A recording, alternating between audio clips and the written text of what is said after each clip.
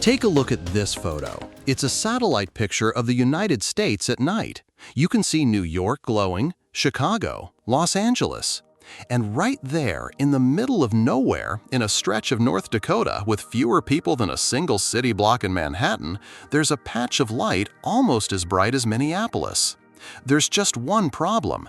There is no city there. No highway system, no stadium, no skyline. Just prairie, wheat fields, and a few thousand people scattered across the plains. So what exactly is producing enough light to be picked up by satellites orbiting 300 miles overhead? The answer is fire. Right now, in the middle of the night, hundreds of flames are burning across the North Dakota countryside, 24 hours a day, every single day of the year. And they're burning because underneath that empty prairie sits one of the largest oil deposits ever discovered in the United States.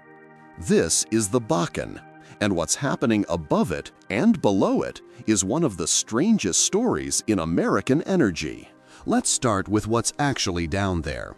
The Bakken Formation is a layer of rock stretching under North Dakota, Montana, and into Canada, roughly 2 miles beneath the surface. Geologists estimate it holds well over 300 billion barrels of oil trapped inside it. Only a fraction of that is recoverable with today's technology, but even that fraction, more than 4 billion barrels, according to the U.S. Geological Survey's most recent assessment, is enough to rank it among the largest oil discoveries in American history. That number has actually come down over the last decade, not because the oil disappeared, but because drillers have already pulled out billions of barrels of the easiest oil to reach. To put that in perspective, at its peak, this single formation, sitting under some of the emptiest land in the country, was producing more oil per day than entire member nations of OPEC. But here's what makes the story strange.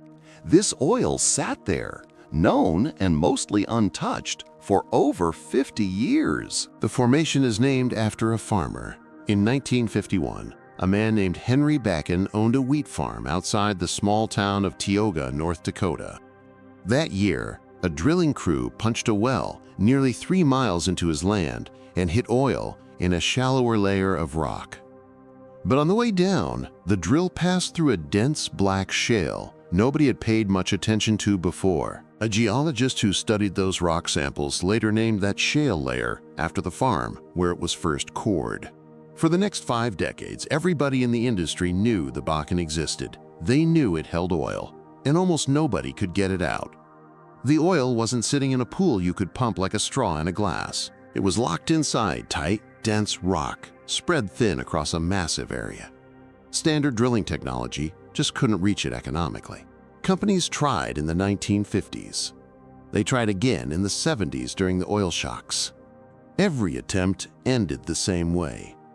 Expensive wells that produced a trickle then dried up. The Bakken became a punchline in the industry, a formation everyone knew was rich and nobody could touch. Then, in the mid-2000s, 2 technologies collided.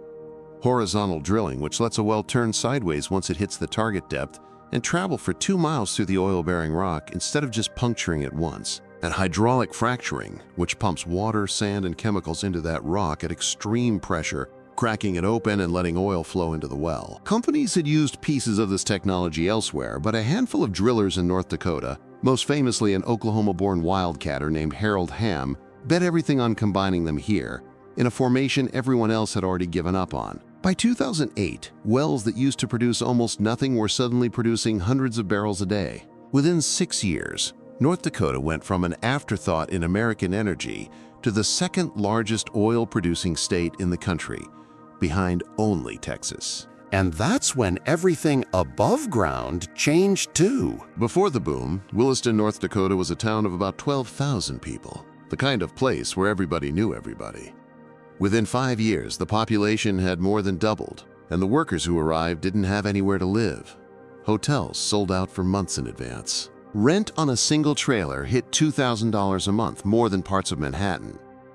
So companies started building what workers call man camps, entire temporary towns made of stacked modular units, sometimes housing a few hundred people, sometimes a few thousand, dropped directly into wheat fields and empty prairie. From the air, they look like shipping containers arranged in perfect rows. Inside, most workers get a small private room, just enough space for a bed, a desk, and a locker, with a shared bathroom down the hall. The camps run their own cafeterias, feeding hundreds of men 3 meals a day because there's no town nearby that could handle it. Some camps have a gym, a rec room with a pool table, maybe a small movie room.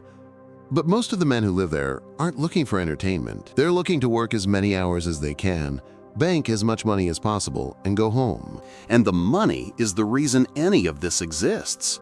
A roughneck straight off the drill floor with no experience could walk in during the boom years and clear $70,000 to $80,000 a year.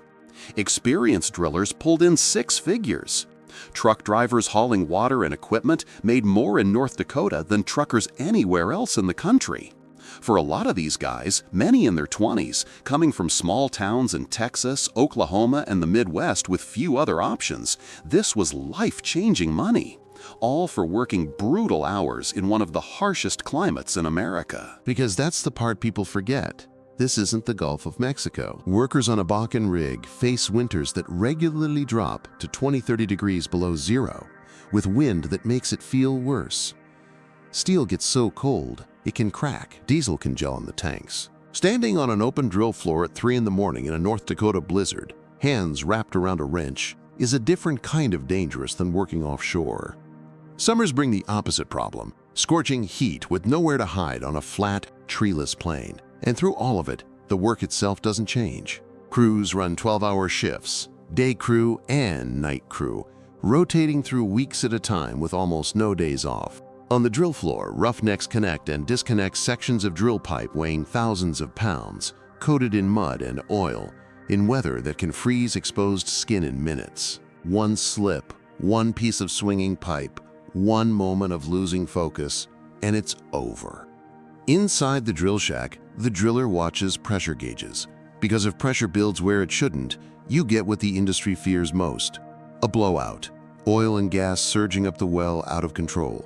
The same failure that caused the Deepwater Horizon disaster in the Gulf. On land, a blowout can ignite instantly, turning a well site into a column of fire visible for miles. It's rare, but it's the reason every single person on that site trains constantly for the day it happens. And then there's the fire that burns even when nothing goes wrong. Every barrel of oil pulled out of the Bakken comes up with natural gas attached to it.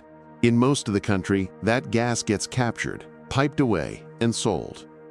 But the Bakken boom happened so fast that pipeline construction couldn't keep up. Companies were drilling wells faster than anyone could build the infrastructure to move the gas to market. So for years, the industry did the only thing it could do with gas it had nowhere to send. It burned it off, right at the wellhead, in towers of open flame that run continuously, day and night. At the peak of the boom, North Dakota was flaring away enough natural gas every single day to heat 500,000 homes, just burning it into the sky because there was no other option. Multiply that across hundreds of well sites scattered over an area the size of West Virginia, and you get a field of fire bright enough that satellites orbiting the Earth photograph it glowing in the dark, right next to Minneapolis and Chicago, in a place where the nearest traffic light might be 40 miles away. None of it lasted without a cost. In 2014, oil prices collapsed. Then again in 2020.